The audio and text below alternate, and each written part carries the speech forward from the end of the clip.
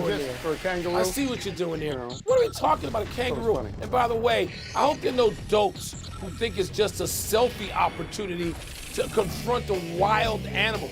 Kangaroo can knock you out. Left, right, jab, cross, done.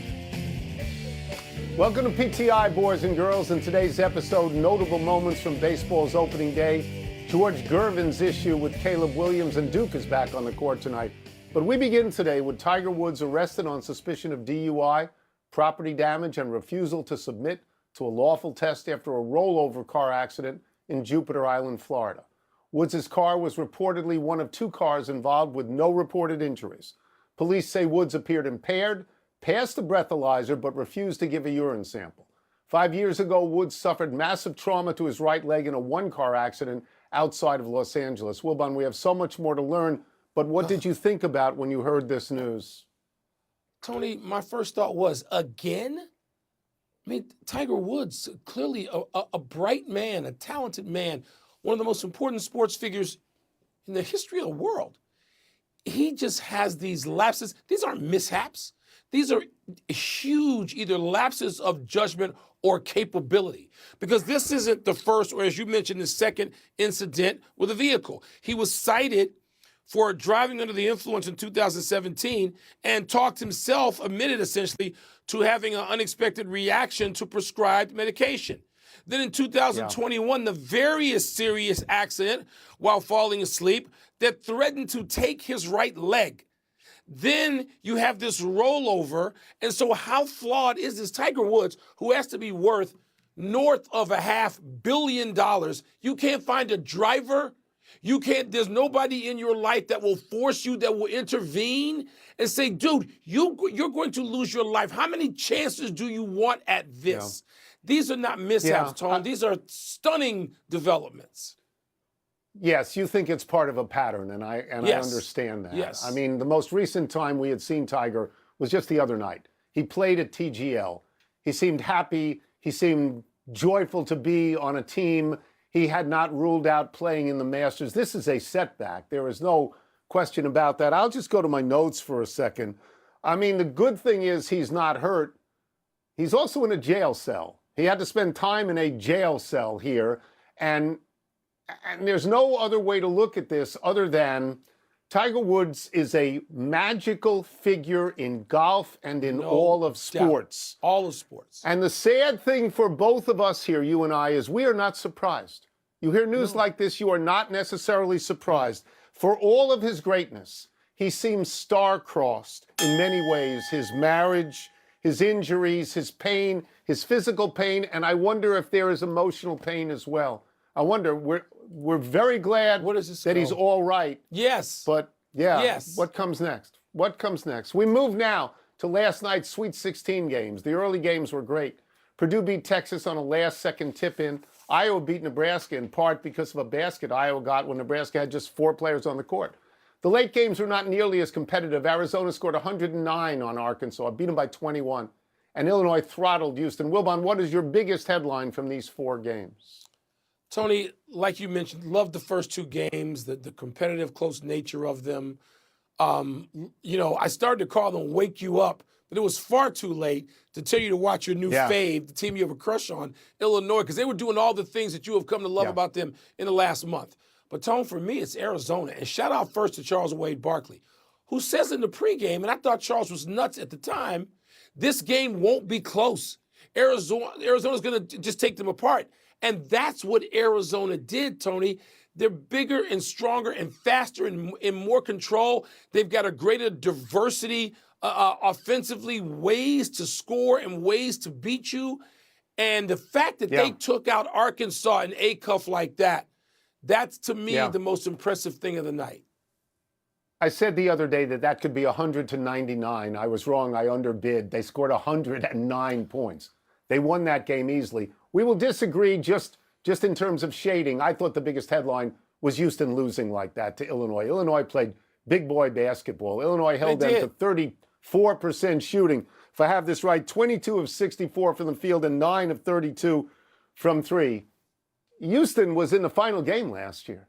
Houston had a great path to the Final Four right now. When Florida went out, it looked easy for them because they were playing at home.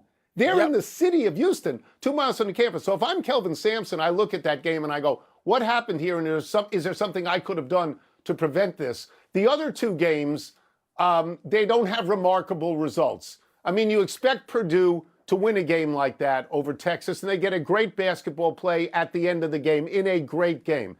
You cannot be surprised when Iowa beats Nebraska or the other way. A little bit better. When you have rematches, a little bit better. When you have rematches of conference teams, you can never be surprised who wins. I was rooting for Nebraska because, Nebraska to me was a Cinderella.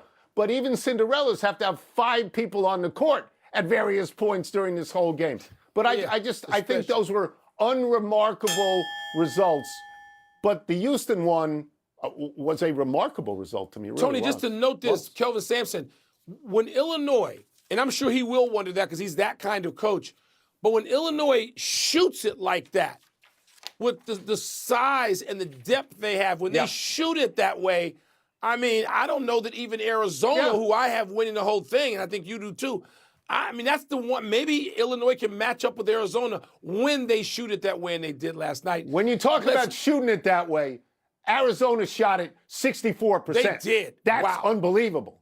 That's unbelievable. And 60 points in the paint, it was.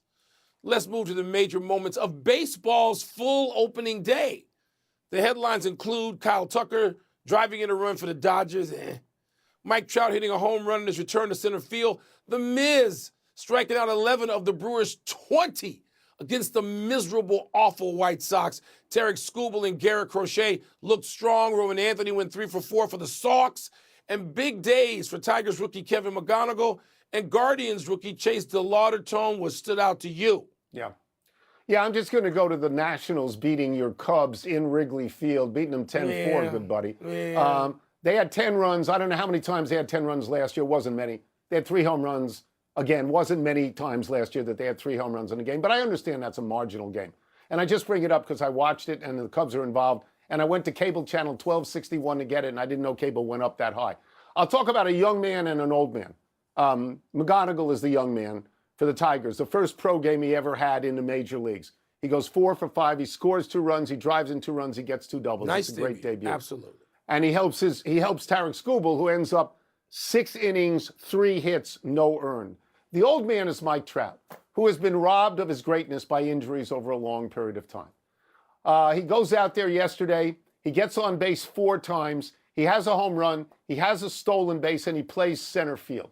You know how many stolen bases he had all last year? He used to be a great runner, over 40 a year. He had 2 all last year. You know how many times in the last 2 years he's been in a circumstance where he's been on base 4 times in a game?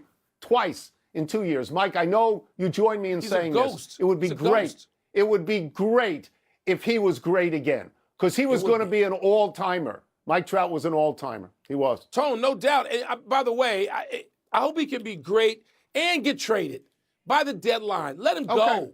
I mean, you can't be expected if you're the Angels and you haven't done enough at this point to get him to the playoffs more than I think once. I don't trust them, and I don't trust that to be the venue that he becomes Mike Trout again. I, like you, absolutely hope he can become that. Tony, let me tell you, the thing that struck me yesterday wasn't the performances, not yet. I'll get into baseball in June. It's too cold here. It's 37 degrees here, and Major League Baseball's lucky the Cubs and Nationals aren't scheduled till tomorrow. They're not playing today. That's right. Not playing today.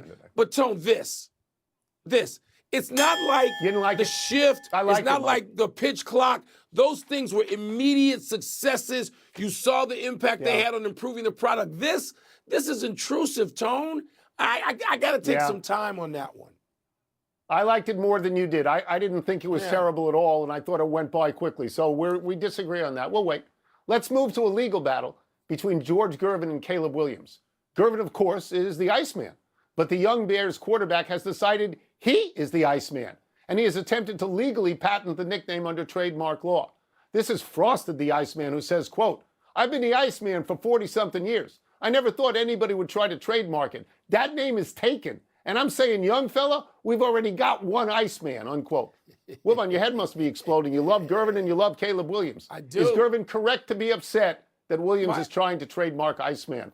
My head's not exploding at all, because Iceman is Iceman. It's George Gervin. He's ice, okay? Yeah. That's it. I like it when Caleb Williams does this. I've been sitting in the Soldier Field in person when he's doing it because I'm in the stands doing this, and I feel like the Iceman. But no, this George Gervin. When I am lucky enough to see George Gervin, it gives me goosebumps on the road when I see him in a game in Texas or somewhere, and I say, hello, Ice. Not even George, he's Ice, and you know this, he's your peer. Yeah. You, as much as you love Gervin and Julius and the guys that you covered, they're your peers. Yeah. Caleb doesn't know. He's not old enough to know Ice. Caleb's dad is, though. I'll ask Carl about this. But the marketing people need to get off their behinds and put them together in some sort of ad as Ice men. Nobody calls Caleb Ice here in Chicago. Nobody. Of course not. Yeah, what are we talking about here? Who exactly is Caleb Williams? What exactly has he accomplished? Excuse me. And who exactly is referring to him as Iceman? George Gervin is the Iceman. Now, if you're my age, you're old enough to know one of Chicago's own, Jerry Butler, the singer.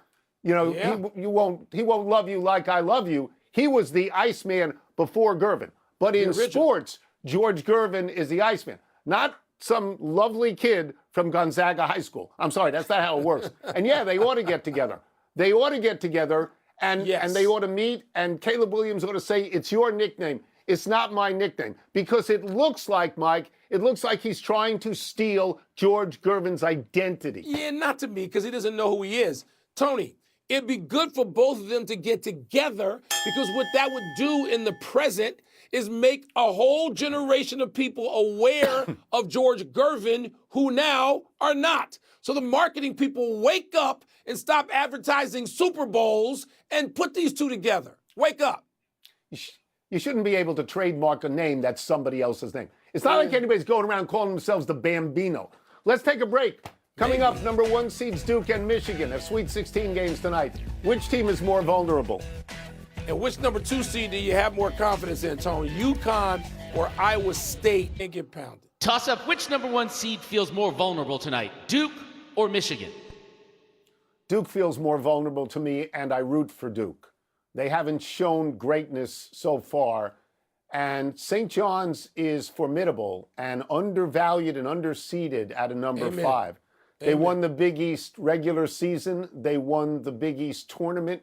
They beat UConn 2 out of 3 times this year. And they got a guy on the sidelines in a fancy imported suit who knows what he's doing. You know, that's a scary game, I believe, for Duke. Michigan, let me get to Michigan. Michigan plays Alabama. Alabama's going to throw up a ton of threes, and maybe they'll make them all. But I think, Mike, what happened to Arkansas last night is what's going to happen to Alabama tonight. Yeah, Alabama, to me, has got the biggest, tree to climb to get to its opponent tonight. I mean, St. John's, I got St. John's beating Duke in my bracket. And largely because you looked at this now Foster is going to be back in the lineup, apparently. Caleb Foster, the guard. For Duke. The guard. He's going to play. Duke's turnovers were way up in those first 2 games. You turn the ball over against St. John's, you're going down. But if they can play in an environment, which is going to be, Tony, to me, equally charged in terms of passion. There's going to be a lot of Big East people in that building in Washington, D.C., a lot of Duke fans, a lot just because they live in the Mid-Atlantic and they'll go. That's right. But a lot of it, I don't see Alabama's going to have to make 50% of its threes to beat Michigan tonight, and that will not be close in terms of fan support.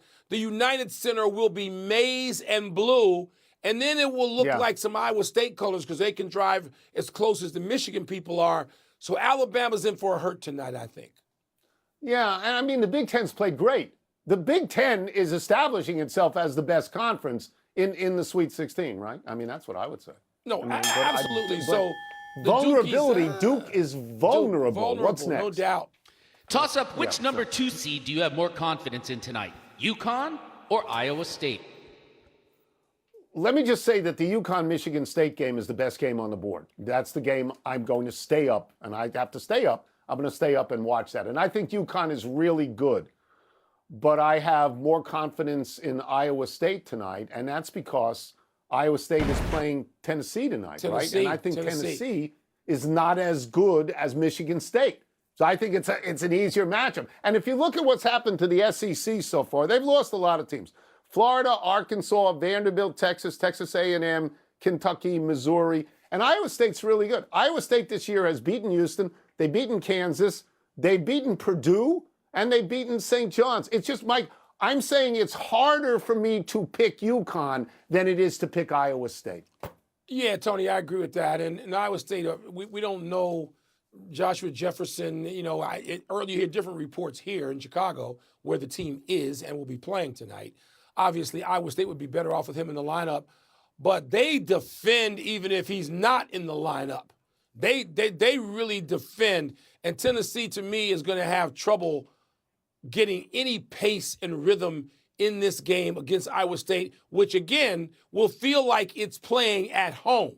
Man, I know what the United Center is going to look and sound like tonight. It's going to sound like a home game for Michigan, and it's going to sound like a home game for Iowa State.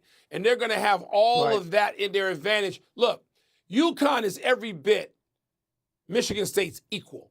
They just are. I mean, those are two heavyweights, blue bloods, anything you want, however you want to term it. But I got Michigan State in that game. I got Michigan State going to the finals. So, you know, I got St. John's and Michigan State. Vitello had never managed a game in the majors, had never been involved in a game in Major League Baseball. Posey's choice is one of the most intriguing, if not risky, hires ever. So far, Vitello is 0-1, having lost to the Yankees 7-0 on opening day. That's right, Tony. What's more important now is golf. You realize Posey is officially listed publicly as a 6 handicap? I mean, he's gone. It's a short retirement. He's gotten good in a hurry. A lot better than we are. Happy anniversary, University of Oregon. On this day, 87 years ago, Oregon won the first ever NCAA basketball tournament, defeating Ohio State 46-33 in the championship game of what was then an 8-team field. Oregon did not return to the Final Four until 2017. Oregon has become a legitimate football power in recent years. The same cannot be said about the Ducks basketball team this year. Oregon finished 16th in the Big Ten this year. For those of you keeping track, the Big Ten has 18 teams. Oregon limped in 12-20, its worst season under Dana Altman and its fewest wins since 8 wins in 2009. Then Altman came in and rattled off 20-win seasons before this year's dud. You know where that Final Four was, Tony? I was there today. Evanston, Illinois, Patton Gymnasium, where I played my intramural basketball. How about that? I had no idea. The same court. I didn't know it was a... Wow, Patton that's Gymnasium. Something. Happy trails to UConn for Luke Murray. The assistant coach on Danny Hurley's staff is leaving the Huskies to become the head coach at Boston College. Murray won 2 national championships with Hurley and gets praised for helping build the team's offensive system. He's also the son of actor Bill Murray. Wilbon, BC has struggled for years. I think this hire will get people to actually go to games to see Bill Murray. And he'll say to people, big hitter, the Llama, big hitter. I mean, you don't root for anybody like your own son. But Bill Murray's got one team. One team for real. We share that team. They lost to your Nationals today, and they're shivering in front of a fireplace somewhere today in Chicago. That's the Cubs. Let's go to the big finish if we could. Let's do it. The Hornets ended the Knicks' 7-game win streak. You had that called. Your impressions? Yes, Knipple, the rookie of the year in the NBA, had 26. He was the best player on the floor last night. Charlotte's going to be a handful for somebody if they get in the playoff full field. Alex Ovechkin had his 34th career hat last night. You impressed? Yeah, he's 40 years old, and he's got 29 goals this year. I've been impressed with him. He's been on the club for 21 seasons. One of the great careers in all sports ever. Sidney Crosby left yesterday's